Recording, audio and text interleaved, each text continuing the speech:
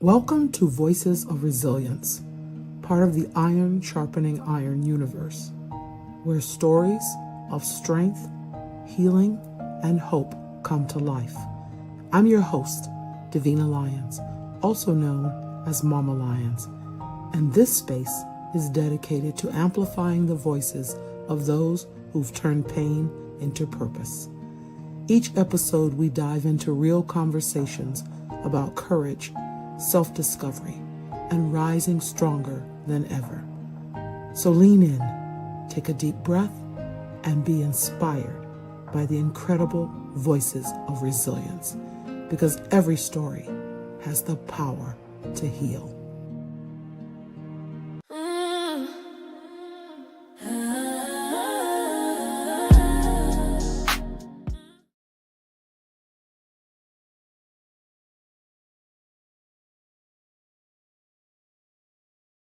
Where real stories meet real healing. I'm your host, Davina Lyons, also known as Mama Lyons. Today's guest is a powerful reminder that even when life strips everything away, your voice can still carry you forward.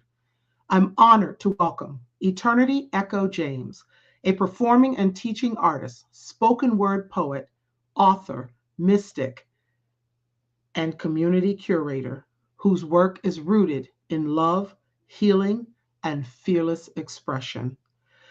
After surviving a traumatic car accident and experiencing homelessness for several years, Eternity transformed pain into purpose, using poetry, music, and emotionally safe spaces to help others reconnect with their stories.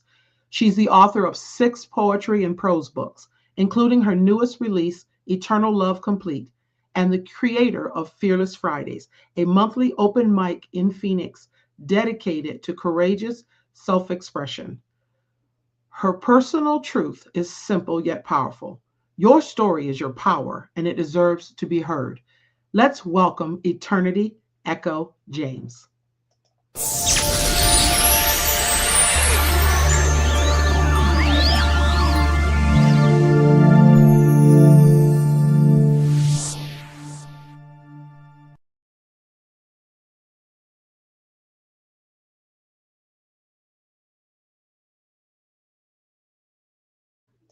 Hello, hello, hello, Eternity. There you are.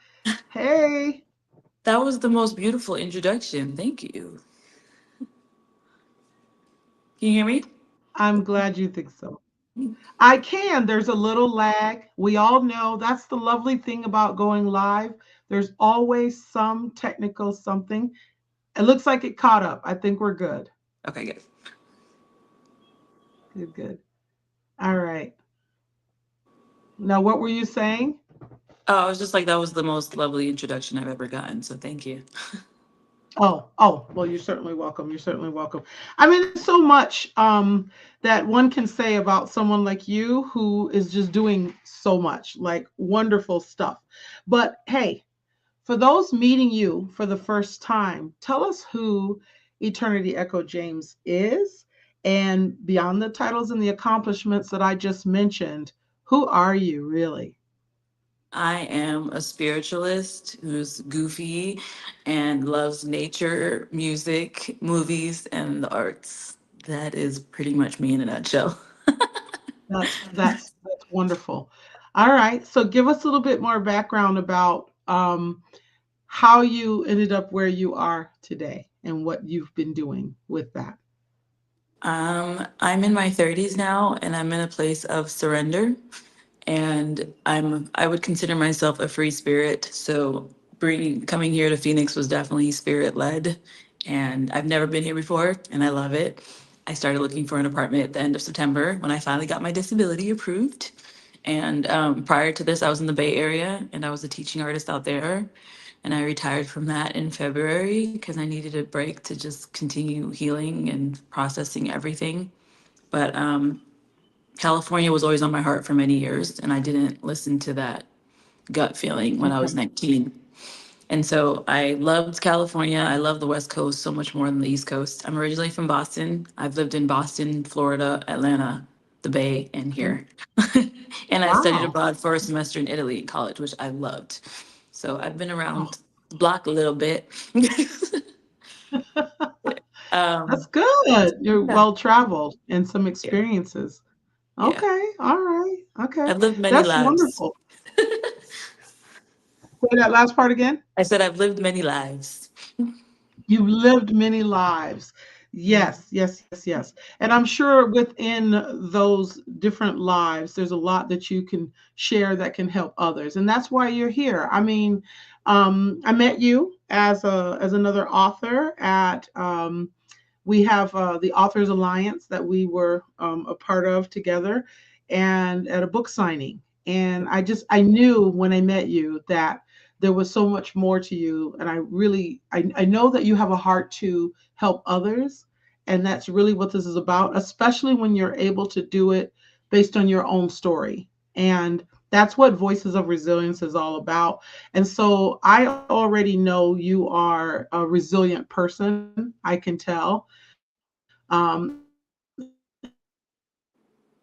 whatever nuggets you have to share with listeners, that's what I want to share. So many people are going through things and have gone through things, and many have sort of a loss of hope. And when I thought of this segment and doing this, it was really about, I've been through some things too, and I know what it's like on the other side. I know that you may be okay as long as you believe that and you take action steps towards that. So I may feel that way, but I want others to share the same. And the more that I do this, the more that I hear some amazing stories and meet amazing people. And so it's like one of my favorite things to do is to unwrap people like yourself, Eternity. Speaking of which, I love your name, Eternity. What is there a story behind your name? There is a story.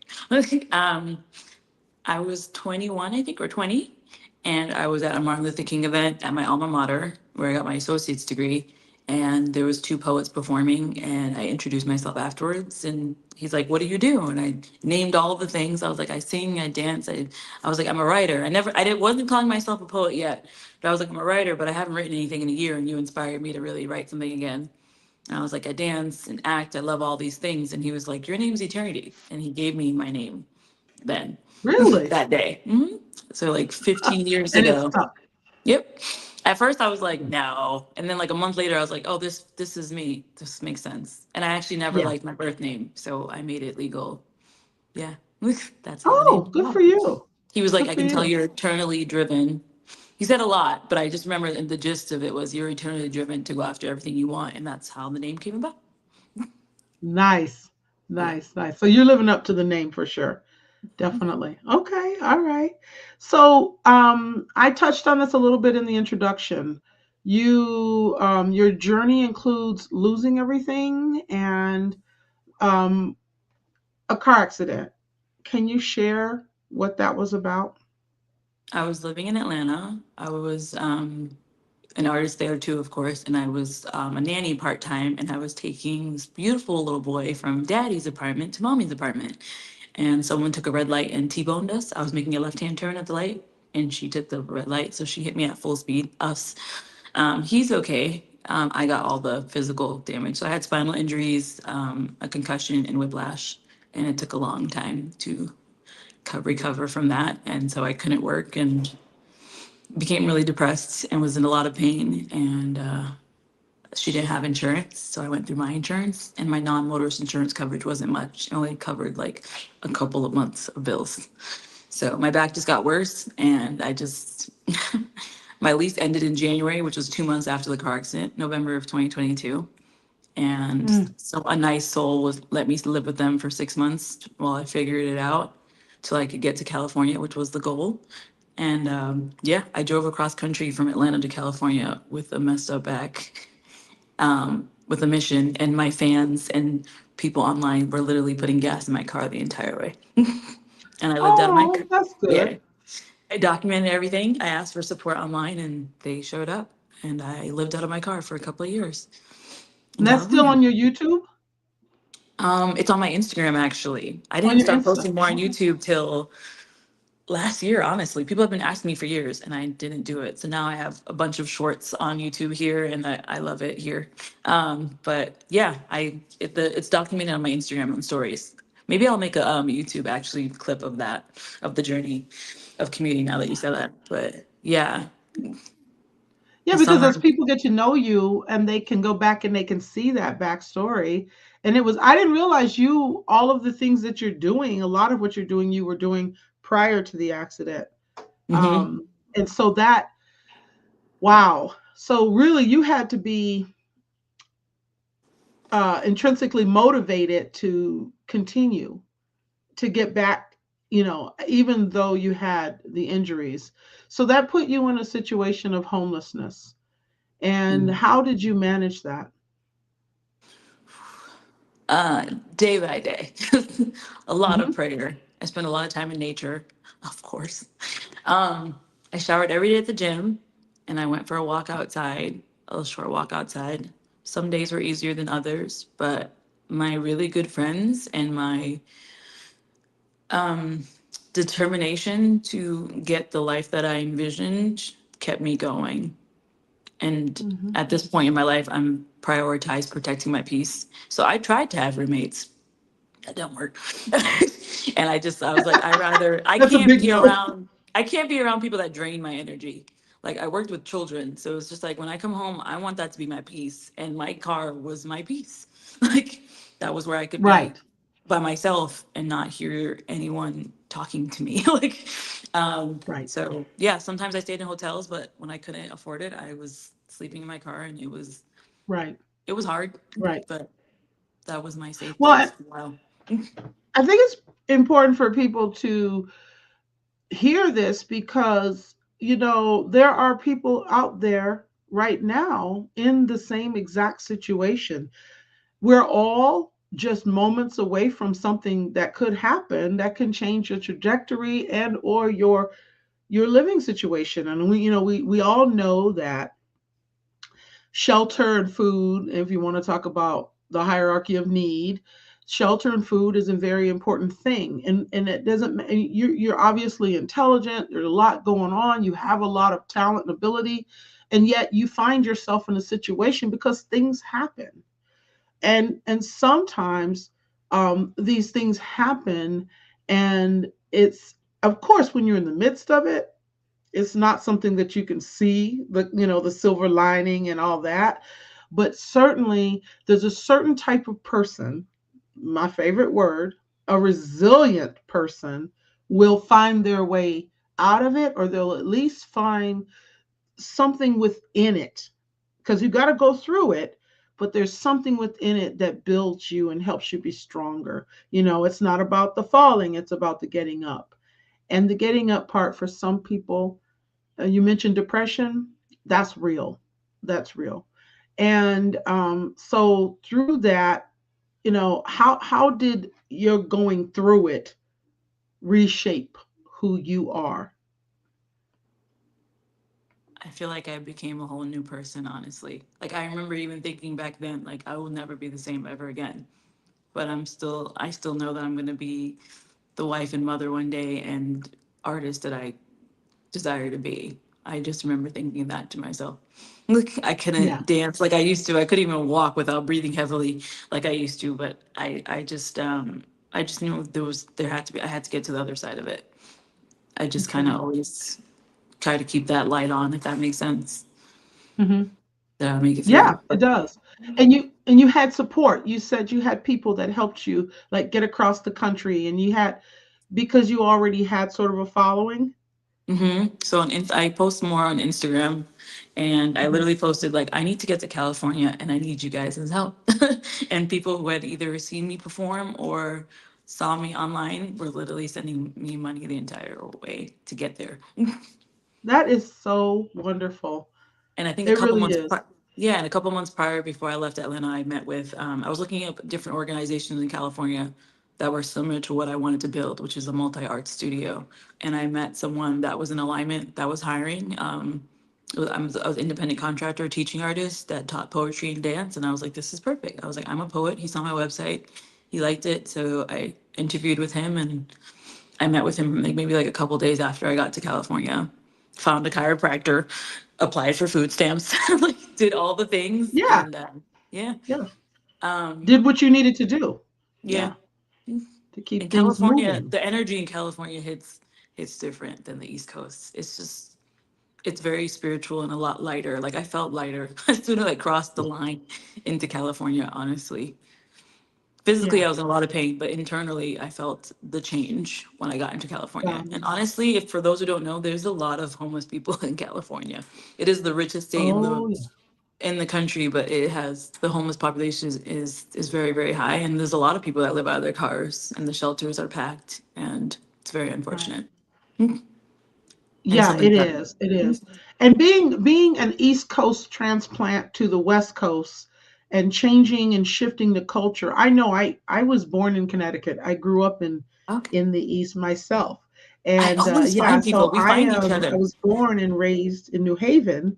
Okay. But my mom had to leave, and we had to leave because of her own. She was escaping domestic violence, and I was only 11. So in that transition, ending up in Washington State, we went there because my mother's sister was there. Um, it was a culture shock for me. It was a huge culture shock. I had grown up in what I considered a concrete jungle. I had, was not afraid to be out there running around and doing stuff. Looking back on it, I think my mom really saved me in the sense of getting out of there because of I probably wouldn't have been the person I am today if I had stayed, and even family members who have said that. Um, just because I remember being an angry little girl and one that would fight at the drop of a dime and was just out there trying to be, and I look back on that now, and then when we moved to Washington State, it was so I mean, I had to deal with the racial stuff, just the change, because I had been around only people of color, and then I'm thrown into I'm one of five black kids in a whole school. So that's a whole Mhm. nother podcast episode. However, um, I think I really learned how to navigate people and understand as I got older how to represent myself in a more favorable light. And I grew up a little bit, but um, I say all this to say that, whoever you are, whether you're here or there, whoever you are internally, whatever gifts and talents you have, they will surface. Your environment definitely is important. Um, and yeah, the vibe is much more relaxed in the It's West, so to speak. Yeah. for And now I'm in sure. Arizona. That's another story. Uh, and now you're in Arizona, right? It's more affordable, and I'm still on the Say West that. Coast. Yeah. Yes. Yeah, Yes. I have friends that have 5 or 6 roommates, and they pay what I pay for my apartment. Like, Oh it's a yeah. no for me. I don't want to live with That's people. yeah. The only Right. people I Right. always said, I'm like, the only people I want to live with moving forward is my future partner, kids, and dog. Like, Right. that's it. Understood. Absolutely understood. Yeah. Yeah. Yeah. Yeah. By the Yeah. way, I love that you go by Mama Lions because I call myself Mama E. Like I have my Oh spiritual really? kids. Yeah, my kids that I used to teach and my mentees that are my babies.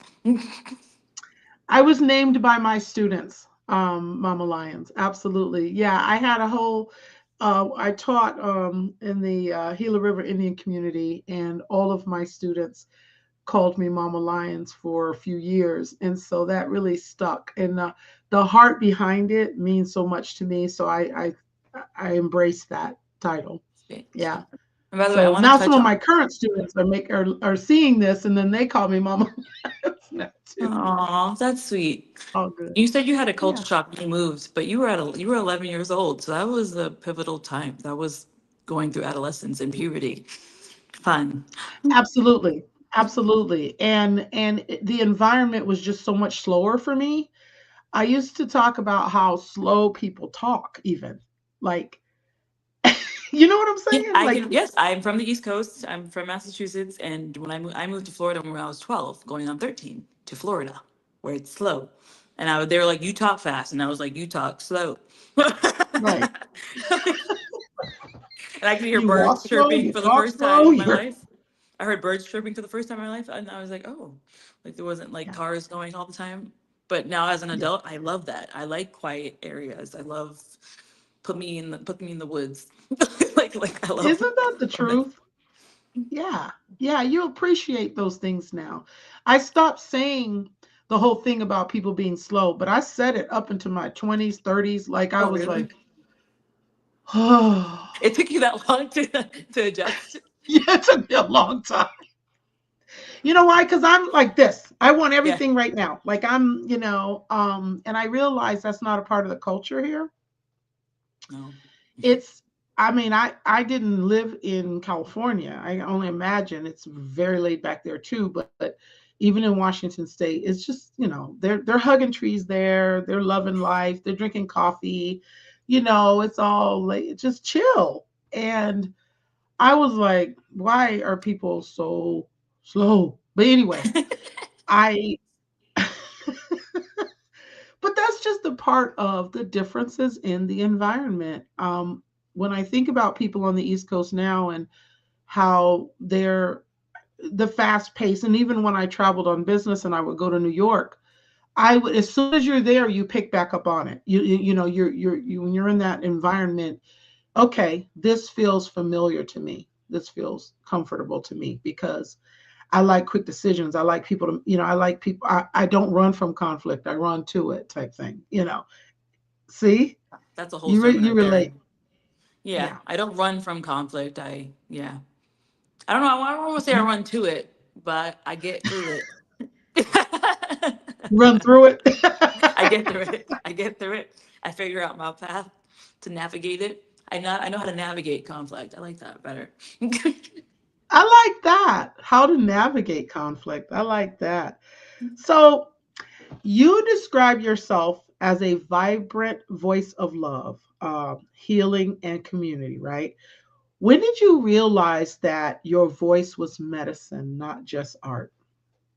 The feedback I get from people, I'm emotional thinking about it. The things that people have told me when they see me perform or they read my book means a lot. That's how I knew.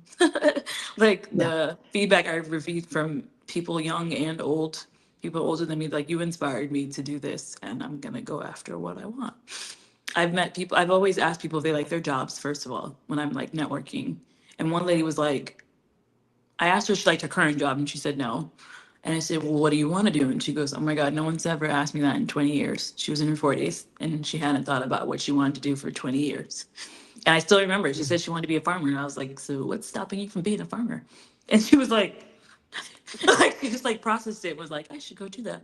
Like, so yeah, the feedback I receive from people about it, I learned that sharing my own personal story allows people to embrace their own and Mm. that I'm relatable. Like I speak in layman's terms, so I make it simple, and people are like, "Oh, like if she can do it, I'm gonna do what I want to do."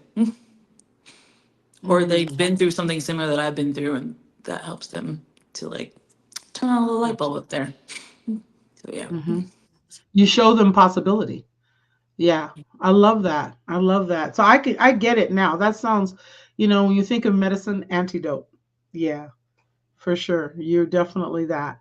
Um, Spoken word, poetry, music, mysticism, all live in your work.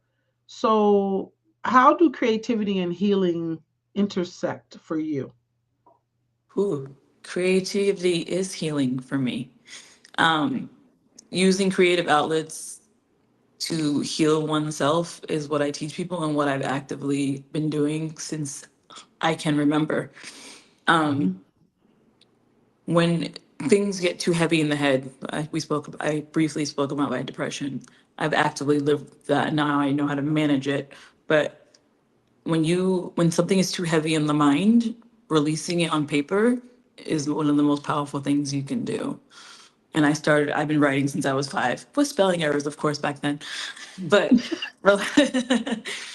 That's putting okay. it out, whatever is weighing you down, though, releasing it on paper or in a painting or in a drawing allows that to not weigh so heavy on the body. And I've just learned how healing that and therapeutic that is. I think in my fourth book, I wrote that writing saved my life, and it really has. I, Mm, yeah, yes. I think they literally go That hand in hand, honestly, creativity and healing. Like even my last therapist was like, "Are you writing?" I'm like, "Yeah, that's how I stay alive." like, like that helps me. It's very, very therapeutic. I started when I was really in a deeper depression in Atlanta. I started doing abstract painting, and that just helped me get the heavy emotions out. Trigger warning for suicide ideation, but that's the space I was in at the time, and creating abstract paintings helped me get through those heavy emotions. So I did that for a little while, and yeah, creativity and healing truly, they literally just go hand in hand for me, they honestly. do. Yeah. Yeah, I didn't pay you to say all of this, but I tell you, you can make the best commercial for my Right to Rise manuscript planner. That's the book that I was when we were together in the book Mhm. signing. I have a planner that helps people to actually organize their thoughts, so that they can share. Yeah, because I don't know. I tell the story all the time, but real quickly, I was in an anthology for women telling about some of my childhood trauma and things that I experienced. And when the book was published, there were 19 women. When the book was published, it was called The Lemonade Stand. I got feedback from people that said, well, there's a whole lot of lemons, but not enough lemonade. And so, right? And so, I'm like, so oh, that, yeah, like that became a thing for me in life that when I tell my story, I am very now aware of it's not just enough to share my story, but I need to share how I overcame my story, you know? And that's what I would I think when you write and you're doing your and I've heard your poetry, I've read some of you're doing that. You're helping people overcome through your messages. That's a skill. That's something that has to be, people need to know. Because listen, you can run across people all the time that want to tell how horrible their life is or has been. Um, my thoughts when I'm listening to people, especially if I'm meeting them for the first time, if it's not, well, what are you going to do about it? Is what did you do? You know, where are you today? What do you think so through my own framework, I've come up with a way to help people as you're sitting down and planning to write, to do that. um, and I think what you've done is you have proven that writing is healing, very healing and cathartic, because you've produced already how many books again? Five? six, six, Six. You yeah. did your latest one is your sixth one. Hmm. All right. Yeah. And we will share for listeners, we will make sure we share all of the contact, so that people can definitely connect. And I want them to buy your books. I want them to share this episode, get the word out there. Eternity Echo James. Yeah, six books. Eternal Love Complete. That's your most recent book. All right. Yes, it's an What is ebook. that about? It's an ebook. Okay. It's about my journey of healing from a karmic relationship and falling in love with someone else in the past and falling in love with myself. And it has some 90s humor in there about my journey. Um, yeah, it's about falling in love, falling out of love, and falling in love with myself and embracing all of who I am and the Nice. experiences that I've had in relationships. There's a piece dedicated to my son in there. He's my chosen son. And yeah, it's just about encompassing all my loving relationships and who I am now in this journey. Yeah. Yes, because love isn't just romantic relationships, right? It's Correct. it's it's family, it's familial, it's everything, right? Yeah, that's I cool. So think I'm life is definitely all looking about forward to getting relationships. that. So I talk a lot about relationships in my books, like, and the importance of it, of having a healthy relationship. And yeah, like I said, there's some 90s humor in there about when I was, when I stopped caring about someone. Okay, okay. I want to see that. I want to read that.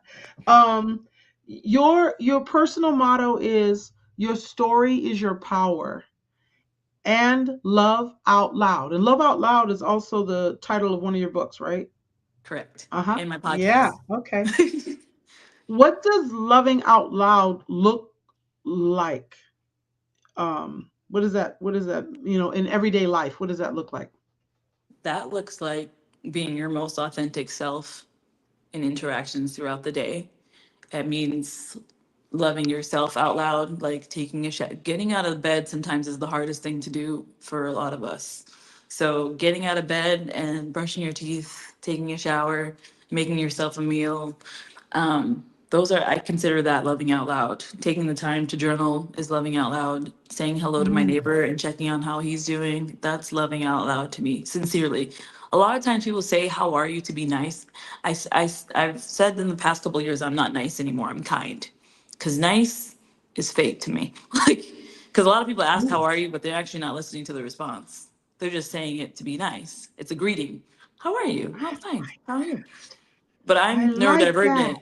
I'm neurodivergent, so I'll actually tell you how I am. We'll tell you how we are, and sometimes you can see that no one, they're not listening to the response. They don't really actually care. Like, so that's why I say I'm kind and I'm not nice, because I really do care for people, the well-being of others. But yeah, loving out loud means showing love to your neighbor out loud, however, like, and seeing how that person needs to be loved, especially in your intimate relationship. So in your if you're in a relationship or in your friendships and family, how are you loving them? Are you loving them how they need to be loved or how you think they need to be loved? So listening to Mm, people and seeing what they need to feel loved, because some people, they'll say it, but does that person feel loved by you? So loving out loud means actually listening and putting into action what someone in your life needs to feel loved is loving out loud for me. And I say your story is your power because no one can tell the story better than the person who's lived it. That's what I believe. So that's kind of mm. my mission statement. I want to put a pin in everything you just said. You just taught me something. Um, the difference between niceness and kindness. I've never heard that. In 60 years, I've never heard that.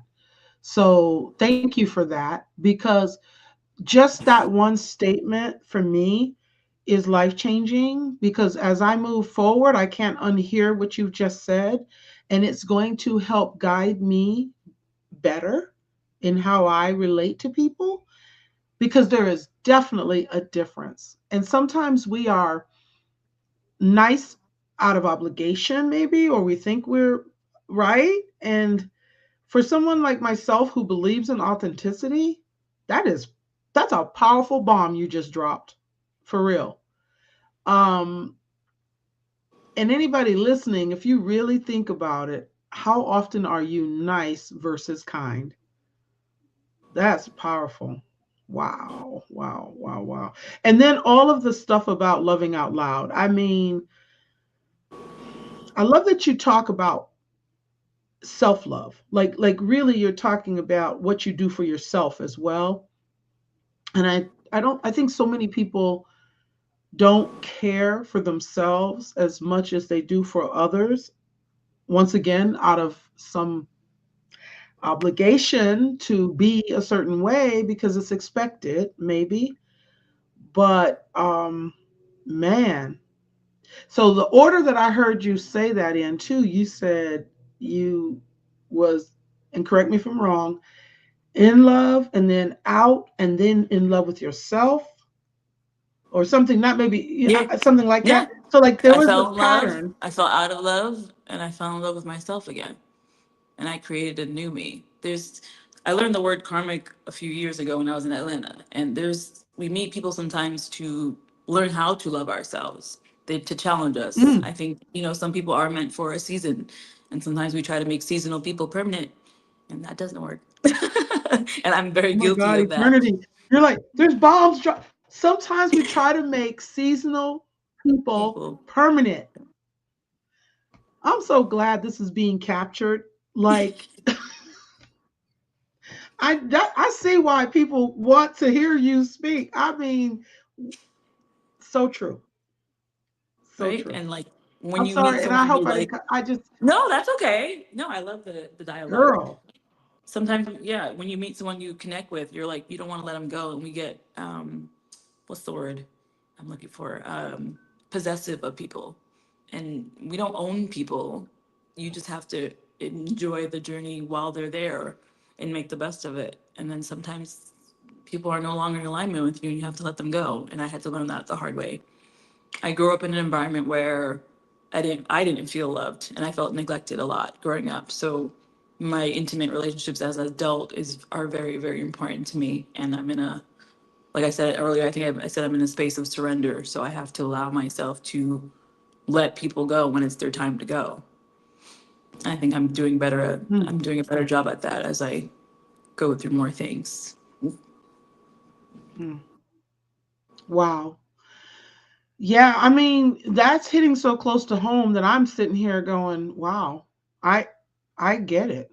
I get it. I mean, you're teaching me even in this moment about that. I was recently having a conversation with someone where I had identified the same similar thing in that we have a joke at my job actually about me one time in a staff meeting because I'm a middle school teacher full time. Um, about I like recognition. I like, and so at work I always tell them, I want that at a girl, and so that's kind of the joke. Because a lot of people will say, "Oh no, I don't want the attention." Don't. And I used to kind of judge people when they were like that. Like, what's wrong with you? Why don't you want attention? Why wouldn't you want attention?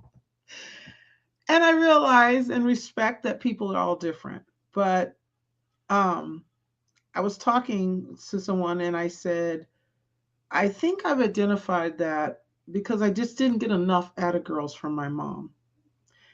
I didn't get enough growing up. I was always trying to impress her in everything I did in school, right? You Hmm. get it. I was the same. I didn't get the attention that I wanted as a child, so as an adult, oh, I'm going to take it all. But Yes. it took time for me to And embrace that, like because there was points in my life where I hated hearing the sound of my own voice. It took time to learn how to love the sound of my own voice and appreciate and accept the recognition that I was getting mm, and receive it in love. yeah, yeah. Earlier you said, earlier you said something about loving. Some people love others, but they don't really love themselves. I'm paraphrasing. And I actually met Yes. someone recently who said that.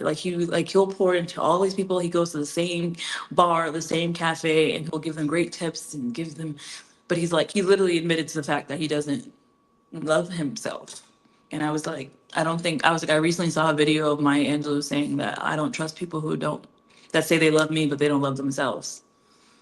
And Mm, I mentioned that to him, and he was like, yeah, good for her. But it was like, and I was like, yeah, but I lovingly said, I looked him in his eye and I was like, I hope you get to a space that you learn to love yourself.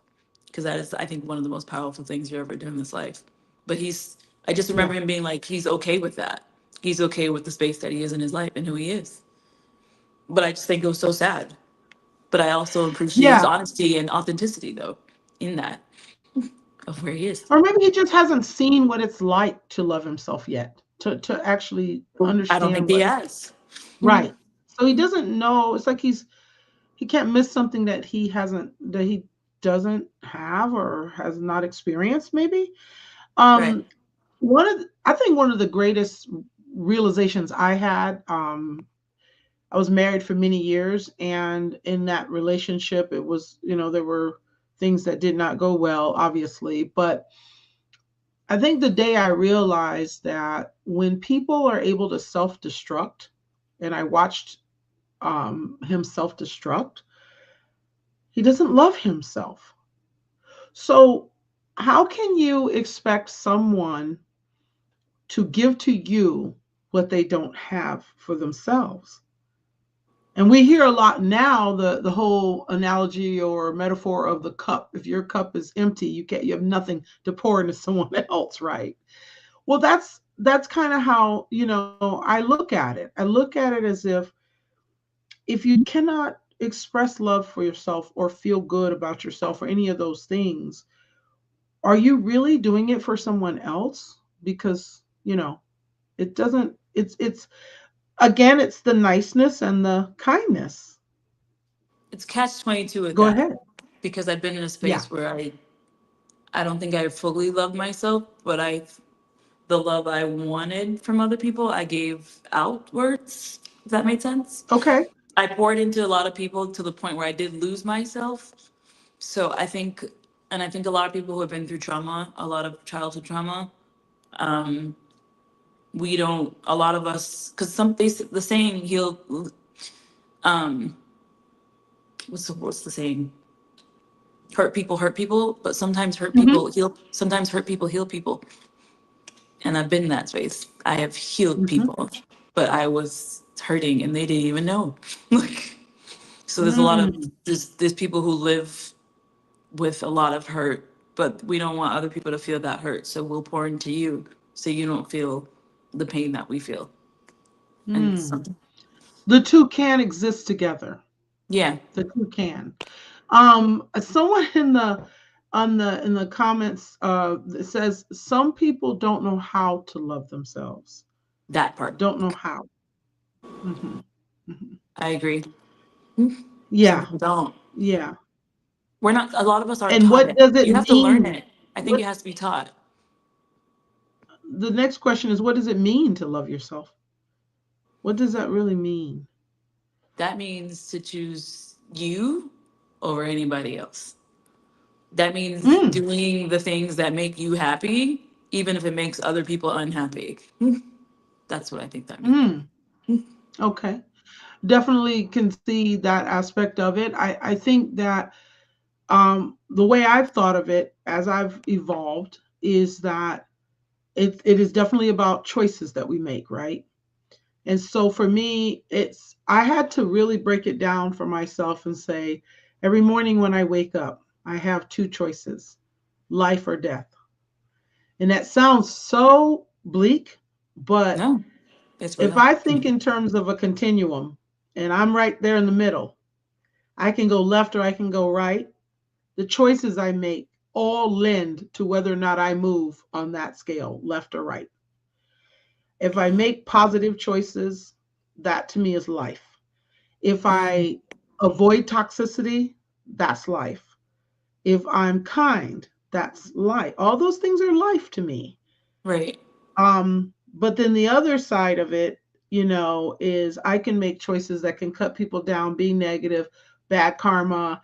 I can do so many things that to me lend towards death. It's dying inside. right. You So know, yeah, I think loving yourself also has to, most importantly, is embracing the dark and the light that you have within you. A lot of times we avoid the darkness, like, but you have to sit in it for the light to come back on. You have I to embrace like both that. sides. Is that about being honest with yourself? Yes, a lot of people lie to themselves. Like a lot of I people say have in I'm the past. okay when they're really not okay, and that's not going to help you be okay. I don't believe in that. I don't believe in toxic positivity. I believe it's okay to not be okay because that's the only way you're really going to get through it if you acknowledge the fact that you're not okay in a moment Yeah, to your really voice is face that. faded out a little bit. Can you Oh, I'm repeat sorry. that part? You don't believe in toxic what? Positivity, toxic Oh, positivity. toxic positivity. Positivity. I think like Absolutely. sometimes if you say you're okay and you're really not okay, I don't think that's actually going to help you to get through a difficult space in your life. I think it's really important to honor if you're in a space where you're not okay, because that's the only way you really get through it is if you actually sit in the darkness and face it. Acknowledge that Another it's very real, powerful statement. So true. right? So true. That's the only way I Um, was able to get through mine. I had to sit in it. I had to you cry. had I to. had to sit with myself. And it wasn't until I was 30 that I realized something that I'd went through my entire life with my mother. I didn't even realize it until I was away from her. Like at 30 years old at the time and like, oh, I don't like that. Like that makes me feel like crap. Like and processing that and letting those tears and that pain out of my body. And I And find giving people permission to do that. That is you brought that up. That's really really powerful. I'm hoping that you join us on the next Ladies Diary because we're going to be talking about love in that way. It's February, Valentine's month. So we're going to talk about love. I believe we have some correspondence that's alluding to that. So I would love for you to be one of the guests. I'm sure my co-host Boss B would agree. You are absolutely perfect for that episode. But anyway, I digress. Thank So you. I just want to plant that seed right now. Please join us for the ladies' diary. Um, I'm looking at comment questions. What does it mean to love yourself? We talked about that. Some people are confused between being in love with self and being conceited. Ooh, I'm conceited. I got a reason. So I just thought of that Oh, that's song. my girl. I know. I know the song. I'm not saying that I name though think it's right okay. now. I There's think it's too okay to much have a going big on head there. about yourself. I don't know. I think if you've lived your whole Yeah. life not loving yourself, I think it's okay to have a big head about yourself.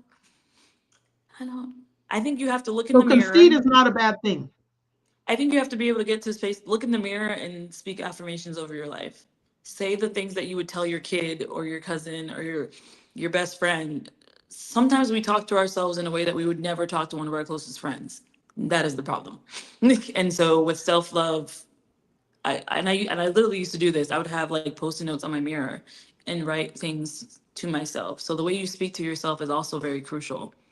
Right. I was bullied a lot at home and at school, and so I started saying those things about myself and believing them.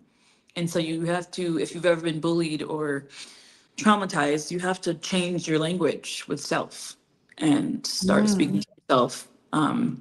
in positive ways and speaking over what you want in your life every Mhm. day until you believe it. Say Mm. it until you believe it. Eternity, you are wise beyond your years.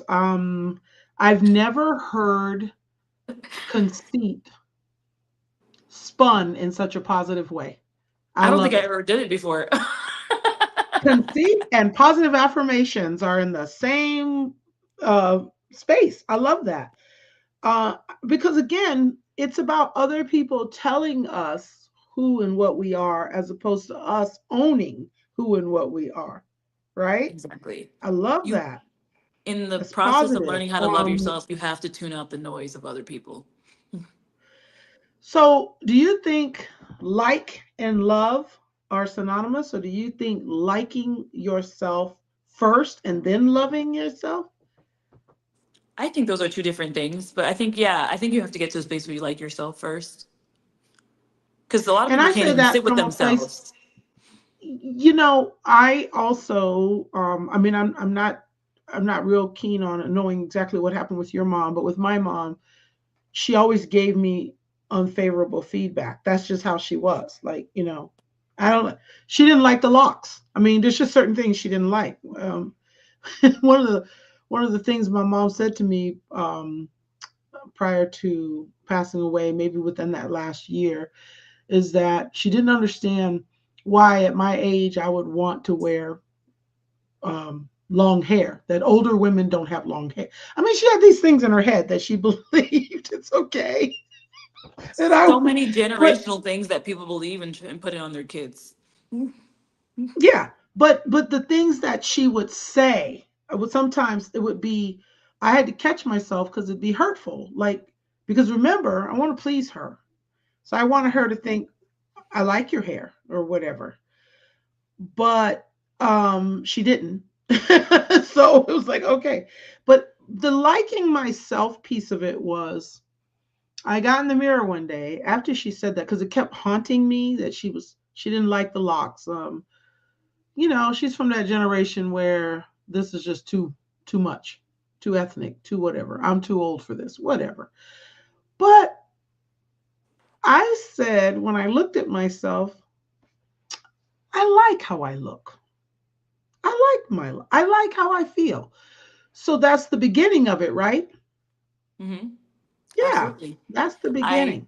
My mother was she's still alive, but was I say was because we're in no contact, but she was Right. emotionally and verbally abusive. She would say hurtful things and be like, I can say that because I'm your mom. And I'm like, that's exactly why you shouldn't say that to me.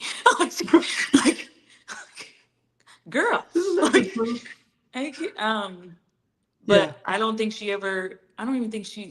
even know if I can say she loves herself as well. I don't think she ever, I know that for a fact that my parents never healed from the trauma they went through. And so who'd they bleed Right. on? their kin. Like, Right. so Right. yeah, Yeah. talking to yourself, That's changing your language. totally relate. I'm not with this person anymore, but my ex hubby taught me that I was doing that, that I was talking to myself in a negative way. He'd be like, "Why are you talking about yourself like that?" And I was like, and it took me some time with therapy and processing that it was because people did it to me first. So I did it to myself first, in kind of a, I don't know, it was just like a psychological thing, I guess. You mimic what you're, well, because we go to what we're familiar with. That's Right. why we pick sort of the same people. Why we keep, even, and if you think about a lot of the relationships that people are in, well, if you look at their mate, it's similar to a parent, Correct. right? You know, And I've already and dated my why, dad. Never again. yeah, not dating your dad ever. Terrible. Like, I was like, oh, he just Listen, like my daddy. No, thank you. you and me Like, both. But and I've that's all asked, you I know. remember, You I even gravitate. remember my parents were still together. I asked her, I said, "Do you want me to marry a man like my father?" And she said, "No." And then I was like, "So why would you stay married to him?" And I just let her marinate on that. And I walked away. I'm like, people stay 'Cause- for comfort or for whatever reason, but I have no desire to be in a relationship where I am unhappy for the rest of my life. No, thank you. I don't want to right. share space with someone that I hate or, yeah, no. Hate is a very, very strong word. What did Martin Luther King say? That hate is too much of a burden to carry. Yes, yes, yes. But isn't that in and of itself, that realization, a great example of loving yourself, liking and Yes. loving yourself?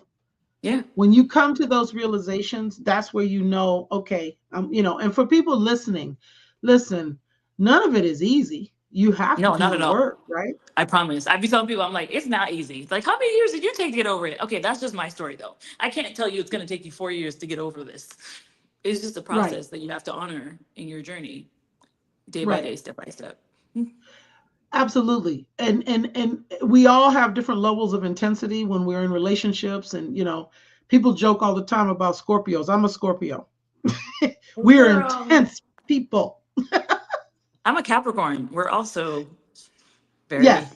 I've been told I'm bossy, and I'm like, that's why I don't Yeah. like working for people. Like, I don't like people telling me what to do. Like, Well, I mean, but those archetypes are true. We really are. I mean, it's patterns, but it typically does ring true, right? And so that fits into the equation of knowing thyself, right? Because that's another part of it. Loving yourself, liking yourself, knowing knowing yourself, that yourself. right? Yeah, Because the decisions you make, a lot of times, I've had to stop myself from repeating bad patterns. Just in knowing, okay, now if you do this, this is going to happen because this is who you are. Do you ever have that right. self-talk? Yeah. I literally, I feel like I just completed a cycle that I was on for like 15 years of doing the same thing and wondering why I wasn't getting different results. Um, I think a lot of things are generational, and I think a lot of things we have to. I honestly wouldn't have healed from a lot of things I've been through if I didn't move away from the people I grew up around. Mm, And so when we talked about our environments, and they say the five people that you spend the most time with is who you're going to be like. So who you with is who you are. who you hanging with? Who you hanging with? Who's Who's your around people? you? Who's your tribe? Who's Yeah. your community? And if you don't have one, fine, you'll find them. When you start to sit with yourself, the universe will bring you who you need. My I favorite was going to mentor, say, and you attract it. yeah, Absolutely. I'm in that season now of really understanding that um, you attract the relationship you want. You attract. If you're not attracting, you're working too hard trying to create or manipulate, and that's not something that right. I want to But do. sometimes healed people attract unhealed people because they want your energy, and you have to be mindful of, I call them energy Mm, vampires. And I've experienced that where you think it's love, but they're actually just sucking all your energy. You have to also be mindful of how you feel around people. If you feel mhm. drained or angry or sad around someone, maybe you need to spend less time with them. Like, but if you feel joy and you feel motivated to go after what you want, spend more time with those people. Right, right, right. And what you the point you're making is good. I love talking to you, by the way. Eternity, I just love talking to you. It's On been a camera, pleasure off talking to camera, you. whatever. You are my people. I get it. Because this conversation is so enlightening to me. And I hope people are listening, really listening to what's being said, not just to understand, but to understand. There's just so much power in what's being stated here. And I think when we operate in a silo, when we're on our own and we're left to our own vices, and we can tell ourselves a lot of things. Um, but the truth is something we need to surface. We need to be honest with ourselves, right? So I'm looking to see what else in the comment I was like, yeah, was here. there ever Some another people, comment? yeah, some people feel they're obligated to love, but really don't like who they are. Mm, Oh, okay. That's okay. You can always yeah, change. Mm, yeah, like the seasons. yeah. Take the We're steps. meant to evolve and, take the necessary steps to get to a place where you like yourself. Hmm. And the first Hmm. step is admitting that you don't. So that's good. And now what can I do to Now get to a what? space where I start liking who I'm becoming? Mm. What's the That's next one of step? my new favorite words is becoming. Um, we Did you were read Michelle talking. Obama's book, by the way? Because it's really I good. did, of course. Okay. All yes, both books, yes, for sure. Um, yeah, and I think that's when I first noticed the word. But lately, as of 2026, just in January alone, we were talking in a staff meeting at work also about. I think our first New Year staff meeting was about resolutions. I didn't like that word anymore. It's Me like I'm neither. not doing that.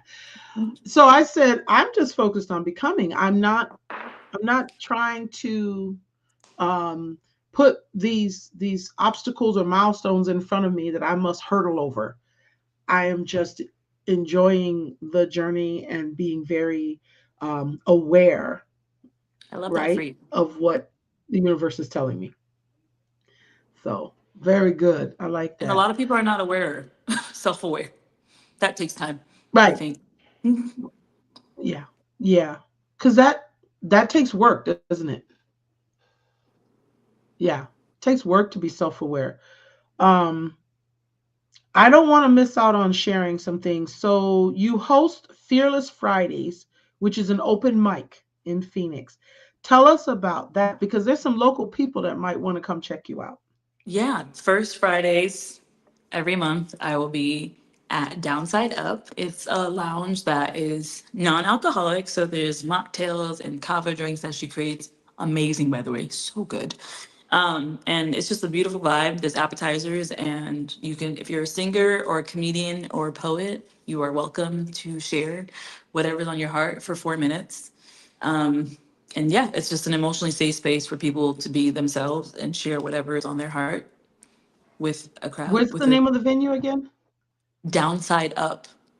Downside Up. Okay. Yep, if you put Remember Fearless that. Fridays on Eventbrite, the address is there. It's a beautiful, beautiful space. Okay.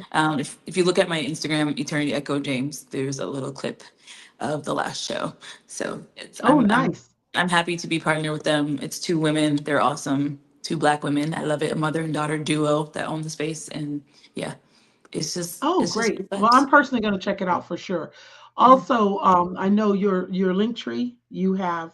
Well, I don't know if we. I think we'll have a link to your link tree, but you have a lot of different clips or connections there as well, right? Yes, the Like link for the show videos is and there in my link tree, and my website is there with my books and everything. Um, perfect. I offer private readings for people that just want to sit and talk about your spiritual journey. Journal meditation is powerful, as we talked about, the power of writing. Yeah. So I help people with that. And yeah, my link tree has everything. It has my interviews from when I was in Atlanta and here Yeah. on the West Coast. And yeah, everything you need to know about me is there. Good stuff. That is so good. That is so good. All right. And what else? I don't want to forget anything. Um, for someone listening right now who feels broken, unseen, or afraid to share their story, what would you gently remind them of? You are enough just the way you are. You are more than enough. And if no one has told you, you are loved, I Mm, see you, I am with you on the journey, and I love you just the way that you are. mhm, That is something I wish that someone told me when I was a kid, that you're enough. So if you mm. feel broken, know that I've been there and I know what that feels like. And I acknowledge that. And I just want you to know that you are enough and you are more than enough. I love that. You work with young people. You mentioned that earlier. I You did. work with young people. You Yeah. do. I taught I poetry think you're, from elementary school and high schoolers and young adults. that's wonderful. Yeah, please keep doing that. I I'm mean, actually offering wow. a class now during the week for adults and high schoolers at the Phoenix Center for the Arts. Twice a week. I'm offering it for the spring semester. So if you go on the Phoenix Center for Arts website, there's a couple of spots left available for the upcoming class if anyone, for adults and high schoolers. So yeah. Oh, wonderful. Okay. Well, you're going to be around eternity. You are going to be you'll be back. And again, we are doing the Ladies Diary the first Wednesday of every month. This coming first Wednesday, I would really love for you to come back and be a part of that. So anyone listening now, if you want to hear more of eternity, please tune into that episode as well. And we always post all of our episodes so on several platforms. You're not just streaming right now on my Facebook, LinkedIn, and YouTube, but you're also live streaming on the entire iron sharpening iron universe, which reaches out. There's so yeah. And our producer, Boss B, she also has it streaming live right now. So you're being streamed in different directions, lots of different people, all of our followings. And I couldn't be happier to have had you as a guest. Please don't go away. Stay. I want to talk to you again backstage. But this has been very enlightening for me. I'm glad I can play it back and continue to listen because you dropped some amazing, amazing, just total wisdom. And I can tell you're genuinely, this is the space. This is your purpose.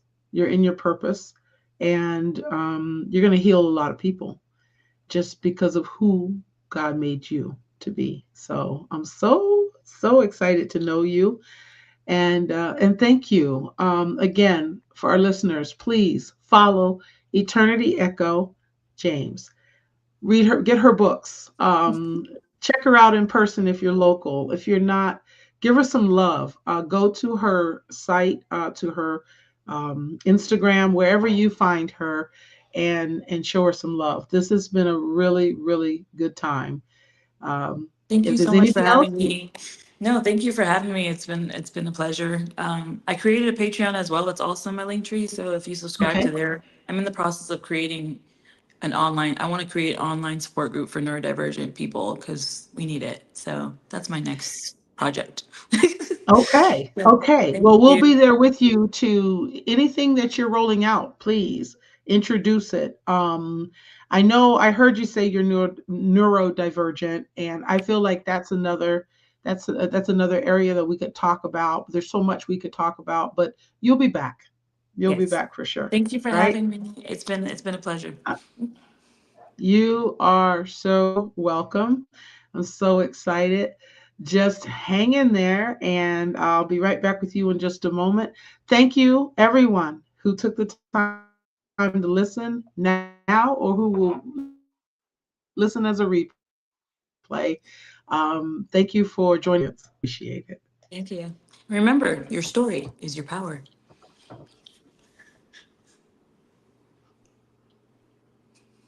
That's right.